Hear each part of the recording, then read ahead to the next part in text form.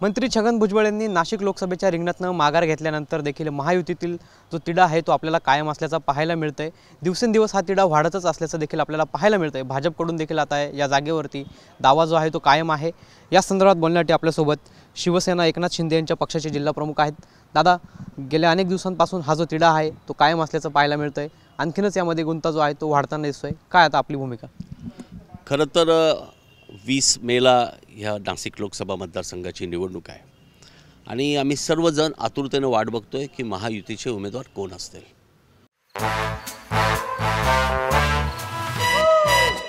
Come, come, come, my love, please don't say no, baby. Come, come, come, my love.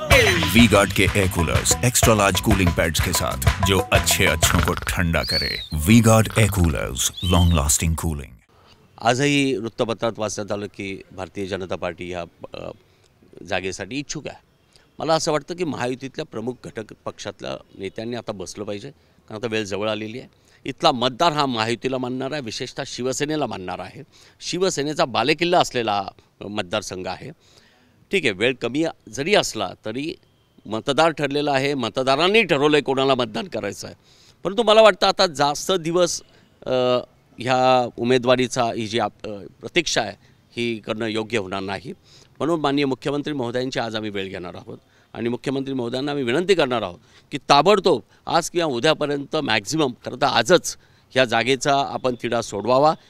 उमेदवार आमच्या दृष्टीनं धनुष्यबाण असेल, कुठल्याही व्यक्तीला द्या, पण धनुष्यबाणालाच मिळालं पाहिजे अशी आमची अपेक्षा आहे, कारण इथला मतदार धनुष्यबाणाला मानणार आहे। एकदा धनुष्यबाणाचा उमेदवार जाहीर झाला रे झाला की असं समजा त्याच दिवशी तो निवडून आला।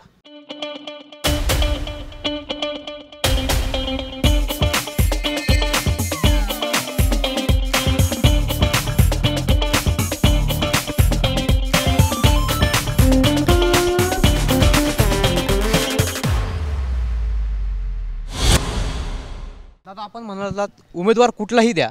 आत्तापर्यंत हेमंत गोडसे आणि किंवा आपलं नाव जे आहे ते चर्चेत होतं, मात्र आता अचानक उमेदवार कुठलाही द्या अशी जी भूमिका आहे ती आता आपल्याकडून स्पष्ट होऊ लागली। आपण आता मुख्यमंत्र्यांना अशा पद्धतीचं साकडं घालणार आहात, काय यामागचं कारण? नाही, मला असं वाटतं की उमेदवारीपुरता इच्छुक असणं यात काही गैर नाही।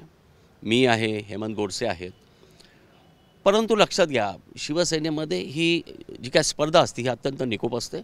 ही उमेदवारी ज्याला जाहीर होईल तोपर्यंत ती स्पर्धा असते, त्यानंतर मात्र आम्ही सर्वजण शिवधनुष्य हा आमचा उमेदवार आहे असं मानूनच काम करतो। नक्कीच दादा, आपण जरी म्हणत असला की इथल्या मतदारांचं ठरलं आहे कोणाला मतदान करायचं, आपण जरी असा आत्मविश्वास व्यक्त करत असला तरी देखील आपल्यासमोर जे आव्हान आहे महाविकास आघाडीचं, त्यांच्या उमेदवाराकडून आता प्रचारात जी आहे ती आघाडी घेण्यात आलेली आहे। त्यांनी आता बराचसा जो वेग आहे तो धारण केलेला आहे, बऱ्याचशा लोकांपर्यंत ते पोहोचलेले आहेत, त्यामुळे कुठेतरी महायुतीला याचा फटका बसेल का?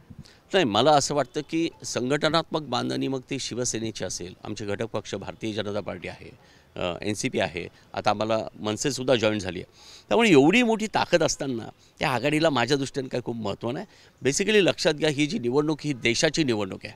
इथे देशाचं नेतृत्व कोण करणार आहे त्याकडे पाहून मतदान केलं जातं आणि मला असं वाटतं की माननीय पंतप्रधान नरेंद्र मोदी हे देशाचं जर नेतृत्व करत असतील तर आजच लोकांनी ठरवलं आहे की मोदींना पंतप्रधान करण्यासाठी 100% आपल्याला महायुतीच्या उमेदवारालाच निवडून द्यायचं आहे। नक्कीच दादा, आपण जर या ठिकाणी बघितलं तर नाशिक लोकसभेच्या जागेचा जो तिढा आहे तो अद्याप कायम आहे आणि पुन्हा एकदा एकनाथ शिंदे यांची भेट जी आहे ती आज नाशिकमधील पदाधिकारी घेणार आहेत।